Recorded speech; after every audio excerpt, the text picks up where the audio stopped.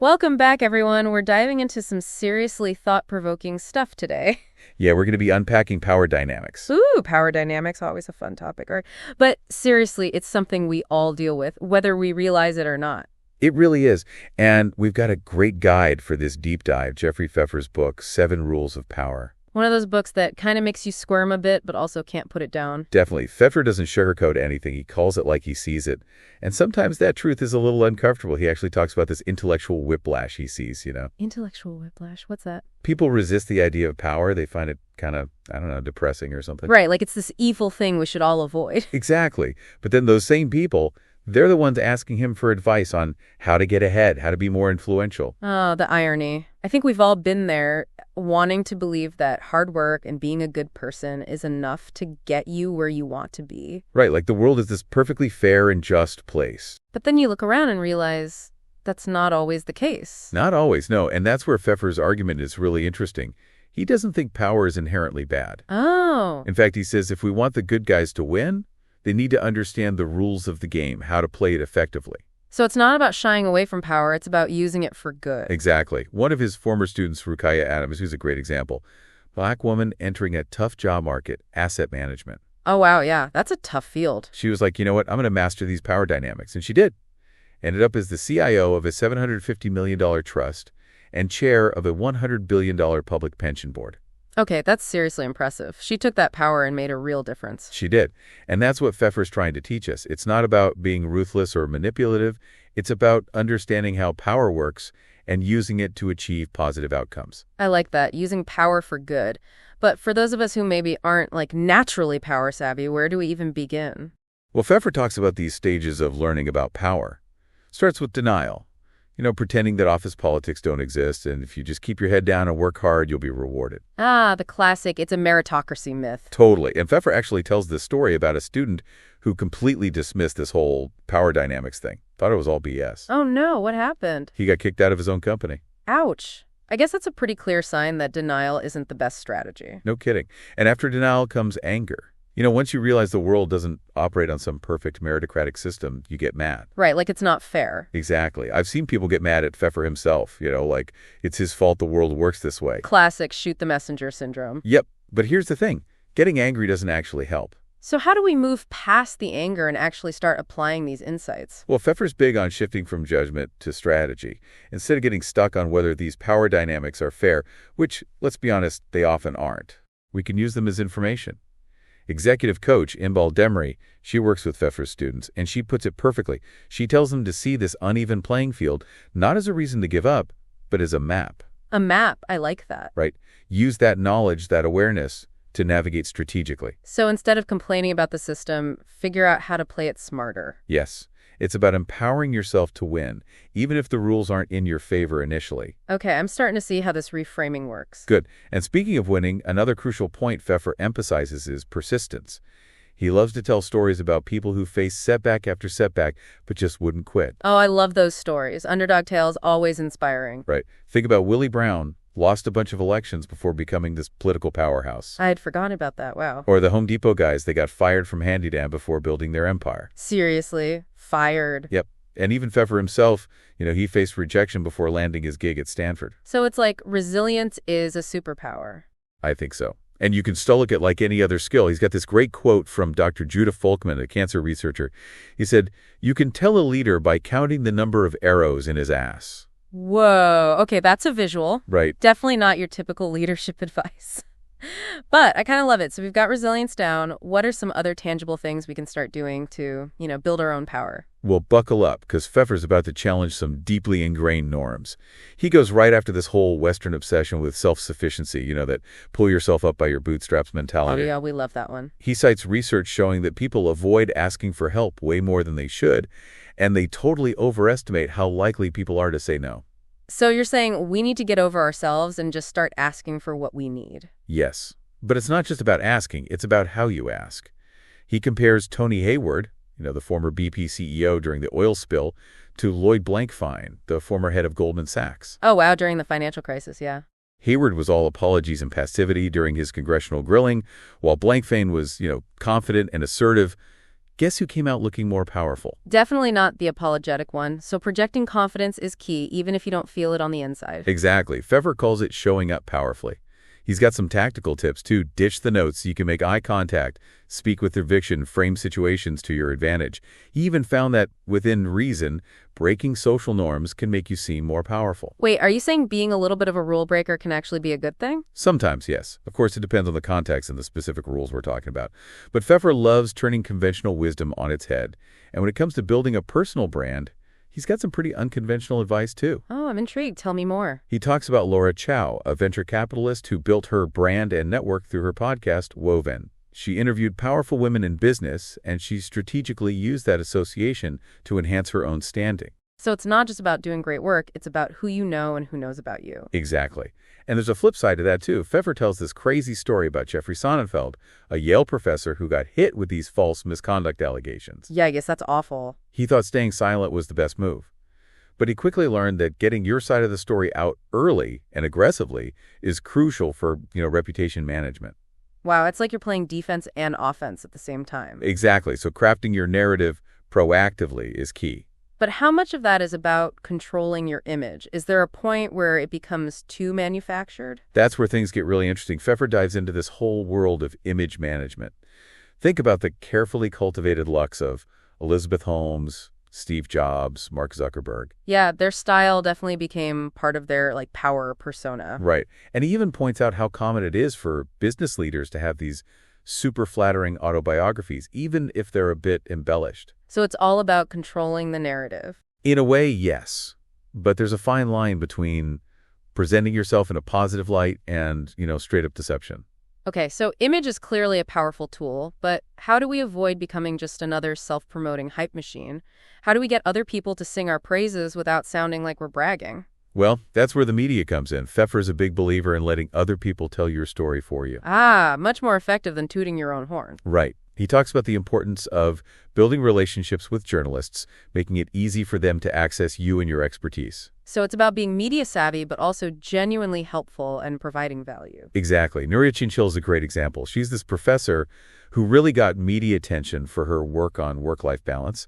And it's because she was so accessible to reporters, gave them data, was available for interviews, made it easy for them to tell her story. That's brilliant. But let's be honest, sometimes you need to stand out from the crowd. How do we do that without, jumping up and down and screaming for attention? Pfeffer's got you covered. He talks about the power of being newsworthy, even if it means stirring up a little controversy. Ooh, controversy. Always risky. It can be, but it can also be incredibly effective. Take Jason Calacanis, for example. He's a tech entrepreneur who made a name for himself by being super outspoken, making bold predictions, generally shaking things up. He wasn't afraid to ruffle feathers, and that got him noticed. So sometimes a little bit of calculated controversy can actually work in your favor. Definitely, but it's not just about making noise. It's about aligning yourself with the right people and institutions. Oh, right. That makes sense. Your affiliations matter. Pfeffer highlights this through the career of Sadiq Khalani. He rose through the ranks in the airline industry, and he really leveraged his position at Lufthansa and his connections with the World Economic Forum to gain visibility and access to amazing opportunities. So who you're connected to can really make a difference, but isn't there a risk of becoming too dependent on those affiliations? That's a great point. What if you're doing amazing work, but it's going unnoticed because you're not, actively promoting yourself? Exactly. That's a great question, and it's something Pfeffer addresses directly. He tells the story of Deborah Liu, a former Facebook executive, who learned the hard way that even if you're killing it in your job, you still need to be proactive about communication and networking.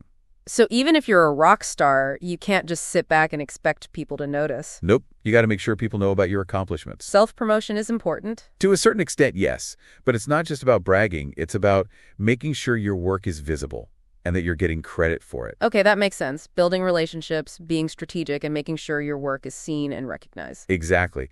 And one of the best stories in the book is about Omid Kordestani, the guy who went from under-the-radar engineer to Google's employee, #11. Oh, yeah, I remember reading about him. Well, he got that job because he focused on building relationships, even treating the Google team to this fancy, and expensed dinner. Talk about strategic networking. That's incredible. Okay, so relationships really are the key to unlocking power. They're a huge part of it, for sure. But here's where Pfeffer gets even more interesting. He says people often have more power than they realize. Really? And then they don't even use it because of, fear or hesitation. So we're basically sitting on a gold mine of power, but too scared to spend it. Why do we do that to ourselves? It's a mix of things: fear of failure, not wanting to, ruffle feathers, maybe even a little bit of guilt about wielding power. But Pfeffer's point is that when you use power effectively, it actually attracts more power. More power? Yeah, more supporters, more resources, more opportunities. So it's kind of like a, what do they call it, a positive feedback loop. The more you use power wisely, the more power you attract. Exactly. He uses the example of Amir Dan Rubin, who turned around Stanford Hospital by boldly using his power as the new CEO to, implement change. So he wasn't afraid to shake things up? Not at all. And that's what ultimately led to success.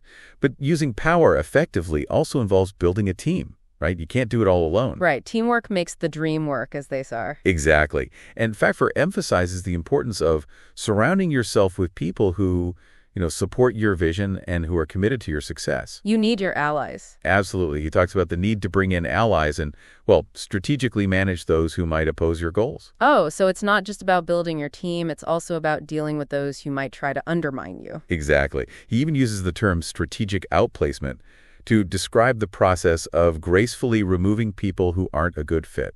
Okay, that's a little ruthless, but I get it. You need to have the right people on the bus if you want to go anywhere. Right. And he offers the example of Amir Dan Rubin again. When he became CEO of Stanford Hospital, he quickly assembled this whole new leadership team that shared his vision for, improved patient care and operational efficiency. He knew he needed a strong team to achieve his goals. Exactly. And that's something we can all apply to our own lives and careers. Think about the people you surround yourself with. Are they supporting your goals? Are they helping you grow and achieve your full potential? Food for thought. Right. But let's be honest, even with the best team in the world, there will always be challenges and setbacks. How do we deal with those inevitable moments of failure? Yeah, failure is a part of life, unfortunately. It is. But Pfeffer reminds us that setbacks are a part of the journey. What matters is how we respond to them. So it's not about avoiding failure, it's about learning from it. Exactly. And he emphasizes the importance of resilience, that ability to bounce back from adversity and keep moving forward. Oh, we were talking about resilience earlier, right? Like it's a superpower. It is. And he offers some practical advice on how to cultivate resilience. He suggests developing a growth mindset, seeing challenges as opportunities for, learning and development. Instead of seeing them as like the end of the world. Right. He also emphasizes the importance of building a strong support system, surrounding yourself with people who believe in you and who will encourage you when things get tough. So it's about having those people who pick you up when you fall. Exactly. And those who celebrate your victories with you, too. Having a strong support system is essential for navigating the ups and downs of, life in general. I love that. All right, I think that's a great place to take a pause for now. We've covered a lot of ground already, from the importance of asking for help and projecting confidence to the power of networking and building resilience. It's been a great conversation so far, and there's still so much more to unpack in Pfeffer's 7 Rules of Power. I know, right? I can't wait to dive back in and see what other gems of wisdom he has to offer. One of the things that really struck me as we were going through this book was Pfeffer's emphasis on breaking the rules. Oh, yeah, he's all about that. It's kind of refreshing, actually. Right. Like he's giving us permission to challenge those unspoken rules that can hold us back. Especially in the workplace, right? There are so many unwritten rules about like how to behave, how to get ahead. Exactly. And he gives some pretty compelling examples of how breaking those rules, strategically, of course, can really shake things up. Do you have a favorite example? Well, he talks about Frank Flynn and Vanessa Lake's research, which found that people are way too hesitant to ask for help. Oh, yeah, we're all terrified of looking needy or incompetent. Right. But their research showed that asking for help, the right way, can actually make you seem more powerful. Wait, really? How does that work? It's about showing that you're willing to collaborate, that you value other people's expertise. It can actually make you seem more confident, not less. Interesting. So it's not about being a lone wolf. It's about recognizing that we all need support. Exactly. And remember, those unspoken rules often benefit the people who are already in power. Ooh, good point. Like they're designed to keep the status quo in place. Right, so why play by rules that are rigged against you? Pfeffer encourages us to question those norms and think about which rules are worth breaking to achieve our goals. I love that. It's like he's saying, be a rebel, but be a smart rebel. Exactly, but he's not advocating for reckless rule breaking. It's about being strategic, thoughtful. Calculated rebellion. Yeah, I like that. Calculated rebellion. He encourages us to ask ourselves, what are the potential consequences of breaking this rule? Is it worth the risk? So it's a risk-reward calculation. Exactly. And sometimes the risk is worth it, especially if it means shaking things up and challenging the status quo. So we've talked about breaking the rules, but let's go back to asking for things. I think that's something a lot of people struggle with. Oh, absolutely. It can feel so vulnerable to admit you need help. Like you're exposing your weaknesses? Right. But Pfeiffer reminds us that most people are actually happy to help, especially if they feel like they're contributing to something meaningful. So it's about framing your requests in a way that appeals to their sense of purpose. Exactly. And he offers some great tactics for doing just that. Be direct and specific about what you need, express gratitude, and follow up to show your appreciation. It's about being clear, respectful, and persistent. Okay, so it's not just about what you ask for, it's about how you ask for it. Spot on. And remember, the worst that can happen is someone says no. And even then, you've learned something valuable. True. You've learned who you can and can't rely on. Exactly. All right, let's shift gears a bit. You mentioned the power of association earlier. What exactly did you mean by that? Oh, right. Pfeffer talks about how connecting with high-status individuals and organizations can elevate your own standing. It's that whole "you're judged by the company you keep" thing. Makes sense. So it's about being intentional about who you align yourself with, making sure those associations reflect positively on you. Right. He brings up Laura Chow again, the venture capitalist who strategically built her network through her podcast, Woven. Yeah, by interviewing those powerful women in business. Exactly. She not only gained valuable insights from those conversations, but also enhanced her own credibility and visibility within that world. So it's not just about networking for the sake of it. It's about building relationships with people who can help you grow and expand your reach. Precisely. And there's a flip side to that, too. Remember Jeffrey Sonnenfeld, the Yale professor who was falsely accused? Oh, yeah, that was a tough story. Well, that whole ordeal taught him a valuable lesson. He realized that you can't just rely on your reputation to protect you. You need to be proactive about managing your image and getting your side of the story out there. So even if you're doing everything right, you can still become the target of, unfair attacks or smear campaigns. Unfortunately, yes. And in those situations, it's crucial to have a plan in place to defend yourself and shape the narrative. That's a good reminder to be prepared for the unexpected. But how do we get our story out there without sounding defensive or, overly self-promotional? Pfeffer suggests that the most effective way to get your story out there is to have other people tell it for you. Let your actions speak for themselves kind of thing. Kind of, but more specifically, he's talking about cultivating those relationships with journalists, being a reliable source of information, and making it easy for them to share your story. So it's about building trust with the media and becoming a go-to expert in your field. Exactly. And that's exactly what Nuria Chinchilla did. She became the go-to expert on work-life balance because she was so accessible to the media. She gave them data, she was available for interviews, and she made it easy for them to tell her story. That's a brilliant strategy, but let's be honest, sometimes it's not enough to just be helpful and accessible. You need to stand out from the crowd. How do you do that without resorting to, desperate attention-grabbing tactics? Well, Pfeffer suggests that one way to stand out is to be newsworthy, even if it means taking a controversial stance. Ooh, controversy. That's a double-edged sword. It can be, but it can also be incredibly effective. He uses the example of Jason Calacanis, a tech entrepreneur who built a reputation for being outspoken and provocative. I think I've heard of him, yeah. He wasn't afraid to make bold predictions or challenge the status quo, and that got him noticed. Sometimes a little calculated controversy can actually work in your favor. It definitely can. But it's not just about being controversial for the sake of it. It's about being thoughtful, strategic, and aligning yourself with the right causes. Right. It's about having a point of view and being willing to stand up for what you believe in. Exactly. But it's also about being smart about it. You don't want to alienate your audience or damage your reputation. So we've talked about breaking the rules, asking for things, and cultivating the right associations. What are some other ways we can leverage these insights to build our own power? Well, Pfeffer highlights the importance of leveraging prestigious affiliations. He argues that the organizations and institutions we're associated with can have a significant impact on our own perceived power and status. So it's not just about what you do, it's about who you're connected to.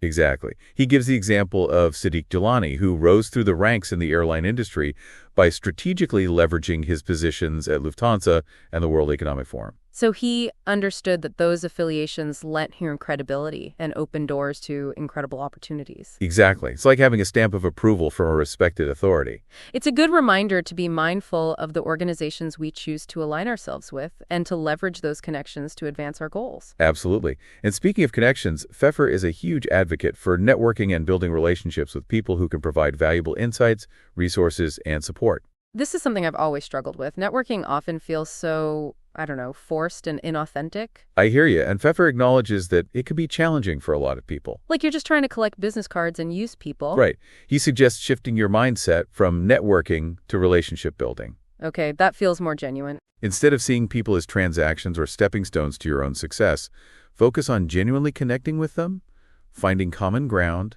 and offering value. So it's about being a good human, basically. Being helpful, supportive, and interested in other people. Exactly. And he also talks about the importance of understanding the difference between strong ties and weak ties. Strong ties versus weak ties. I'm intrigued. Strong ties are those close relationships with family and friends, while weak ties are those more casual connections with acquaintances and people you interact with less frequently. Okay, I see the distinction. But how do those different ties play into the power game? Well, Pfeiffer points out that weak ties can actually be more valuable for career advancement. Really? Why is that? Because our strong ties, those close friends and family, tend to move in the same social circles as we do, so they're less likely to have access to new information or different perspectives. Oh, that makes sense. But those weak ties, those people on the periphery of our social network, are more likely to open our eyes to new opportunities. It's like they're bridges to different worlds. Exactly. So he encourages us to be more deliberate in expanding our social circles, attending industry events, and connecting with people outside our usual sphere of influence. Diversify our networks. Yes. And he also talked about the importance of becoming a broker. A broker? What do you mean by that? Someone who connects people who could benefit from knowing each other. Those who occupy these brokerage positions often have more power and influence because they're the ones facilitating those connections and fostering collaboration. Wow, that's fascinating. So it's not just about building our own network. It's about being a connector and helping others build their networks as well. That's right. It's about creating a web of connections that benefits everyone involved. Okay, so we've talked about the importance of building relationships, both strong and weak, and leveraging those connections to create opportunities. But what happens once you've gained some power? How do you use it effectively without becoming, a power-hungry tyrant? That's the million-dollar question, right? And Pfeiffer is very clear on this point. He believes that power, when used effectively, actually helps to perpetuate itself. So it's a positive feedback loop. The more power you use wisely, the more power you attract. Exactly. And a big part of using power effectively is knowing when and how to act. He argues that decisiveness is key, especially when you're new to a position of power. So strike while the iron is hot. Precisely. The longer you wait to make a move, the more likely you are to face opposition and resistance. He uses the example of Lyndon B. Johnson, who, upon becoming president after Kennedy's assassination, immediately pushed through a series of ambitious policies, including the Civil Rights Act and Medicare. Wow, he didn't waste any time. He knew he had a limited window of opportunity to make a real impact, and he wasn't afraid to use his power to get things done. That's a powerful example. It shows that decisive action can really shape history. But using power effectively also involves building a team, right? You can't do it all alone. Absolutely. And Pfeiffer emphasizes the importance of surrounding yourself with people who support your vision and who are committed to your success. Your ride-or-die crew. Yes. He talks about the need to bring in allies and, strategically manage those who might oppose your goals. He even uses the term strategic outplacement to describe the process of gracefully removing people who aren't a good fit. Okay, that's a little ruthless, but I get it. You need to have the right people on the bus if you want to go anywhere. Right. And he offers the example of Amir Dan Rubin again. When he became CEO of Stanford Hospital, he quickly assembled a new leadership team that shared his vision for improved patient care and operational efficiency. He knew that he needed a strong team to achieve his ambitious goals. Exactly. And that's something we can all apply to our own lives and careers. Think about the people you surround yourself with. Are they supporting your goals? Are they helping you grow and achieve your full potential? That's a great question to ask ourselves, but let's be honest, even with the best team in the world, there will always be challenges and setbacks. How do we deal with those inevitable moments of failure? Well, Pfeiffer reminds us that setbacks are a part of the journey. What matters is how we respond to them. He emphasizes the importance of resilience, that ability to bounce back from adversity and keep moving forward. So it's not about avoiding failure, it's about learning from it and using it as fuel to grow stronger. Exactly. And he offers some practical advice on how to cultivate resilience. He suggests developing a growth mindset, seeing challenges as opportunities for learning and development. Instead of seeing them as personal attacks or signs that you're not good enough. Right. He also emphasizes the importance of building a strong support system, surrounding yourself with people who believe in you and who will encourage you when things get tough. So it's about having those people who pick you up when you fall and celebrate your victories with you. Exactly. Having a strong support system is essential for navigating the ups and downs of, life in general. I love that. All right, we've talked about building teams and bouncing back from failure, but before we wrap up this section on using power effectively, I want to touch on something you mentioned earlier, the idea that success excuses almost everything. I find this concept fascinating and a little unsettling. Can you elaborate on what Pfeiffer means by that? Sure. Pfeiffer argues that once someone has achieved power and success, people are more likely to overlook their flaws and transgressions. Really? Like we give them a free pass just because they're successful? In a way, yes. We tend to reevaluate and forgive the actions of those who have reached the top. It's like their accomplishments create this halo effect that blinds us to their shortcomings. Exactly. And Pfeiffer provides some pretty unsettling examples, like Gary Winnick, who profited from the collapse of Global Crossing. Wasn't he involved in some shady business dealing? He was. And Michael Milken, the junk bond king who was convicted of securities fraud. Oh, yeah, I remember that. And what about Martha Stewart? Wasn't she convicted of insider trading? She was. But despite their transgressions, these individuals have managed to retain a certain level of admiration and respect. It's amazing how success can overshadow even serious ethical lapses. It is, and Pfeiffer argues that it's largely because their success has created this narrative of competence and power that's hard to shake. That's like we're so impressed by their achievements that we're willing to overlook their flaws. Exactly. And it's important to be aware of this bias, both in ourselves and in others. So we need to be more critical in our thinking and not let someone's success blind us to their potential flaws. Absolutely. And Pfeiffer challenges us to be aware of those biases and to constantly question our assumptions about those in positions of authority. That's a great reminder to stay vigilant and to not be afraid to challenge the status quo, even when it comes to powerful people. Well said. And remember, power dynamics are complex and constantly evolving. What works in one situation might completely backfire in another. So we need to be adaptable, willing to learn and adjust our approach as we go. Exactly. And that's where Pfeiffer's final message really resonates with me. He urges us to see power not as something to be feared or avoided, but as a tool that can be harnessed to create positive change in the world. That's a powerful way to frame it. It's not about personal gain or domination. It's about using your influence to make a difference. Right. And that's the challenge he leaves us with, to think critically about our own relationship with power, to understand the forces at play, and to use that knowledge to create a better world. I love that. It's a call to action, a reminder that we all have the potential to wield power, whether we realize it or not, and it's up to us to use it wisely. Well said. It's been an incredible journey exploring these 7 rules of power with you. Likewise. And a huge thank you to you for taking this deep dive with us. We hope you'll gain some valuable insights into the fascinating and sometimes challenging world of power dynamics. Remember, understanding power is the first step to wielding it effectively. So go out there, be strategic, be bold, and use your power for good. Okay, so we're back, and, as we've been going through these 7 rules of power, I've been thinking a lot about the psychology behind it all. Oh, yeah, totally. It's not just about, tactics and strategies. It's about understanding human nature, what makes people tick. Right, like that whole thing about authenticity, how sometimes it's better to, not be completely yourself. The curse of authenticity, Pfeiffer calls it. Yeah, it's kind of counterintuitive, right? We're always told to be genuine, to let our true selves shine through. Right, but Pfeiffer argues that can actually backfire when you're trying to gain power. So is he saying we should all just become master manipulators, put on a fake persona? No, not exactly. He's not saying authenticity is bad. He's just saying there's a strategic element to self-presentation.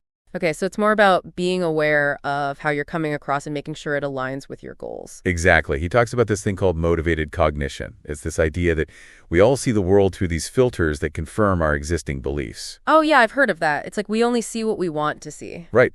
And that applies to how we judge other people, too. We tend to give people we like the benefit of the doubt. Even if they don't deserve it. Sometimes, yeah. We overlook their flaws and we exaggerate their good qualities. It's like we're wearing rose-colored glasses when it comes to people we admire. And is that effect even stronger when it comes to powerful people, like leaders and CEOs? That's Pfeiffer's argument. He says we have this deep-seated need to believe that those in charge are competent and moral, even when the evidence suggests otherwise. So it's like we need to believe in the myth of the good leader, even if it's not always true. Exactly. It's like we need to have faith in our leaders so we convince ourselves they're good, even when they're not. Okay, that's a little disturbing. It makes you wonder how many people get away with bad behavior just because they've got that successful leader aura around them. It's definitely something to be aware of. And Pfeiffer challenges us to be more discerning, to look beyond the surface, and really examine the character of those in power. So don't be blinded by the hype, basically. Right. And here's where Pfeiffer gets even more controversial. He actually challenges the idea that deception is always a bad thing. Wait, what? Deception, you mean like lying?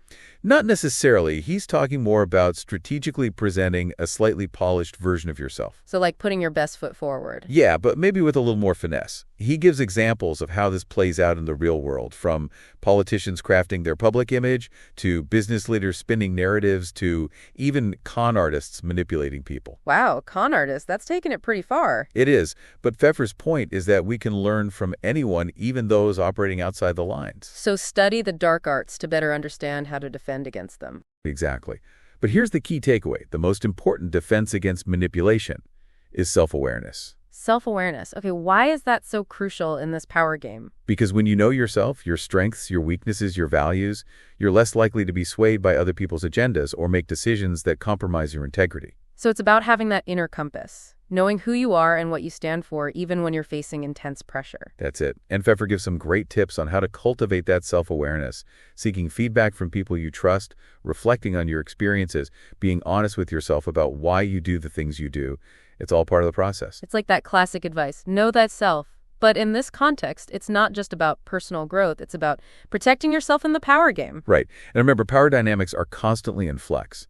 What works in one situation might completely backfire in another. So you need to be adaptable, willing to learn and adjust your approach as you go. It's like you're playing a game of chess, but the rules keep changing and your opponents are unpredictable. That's a great analogy.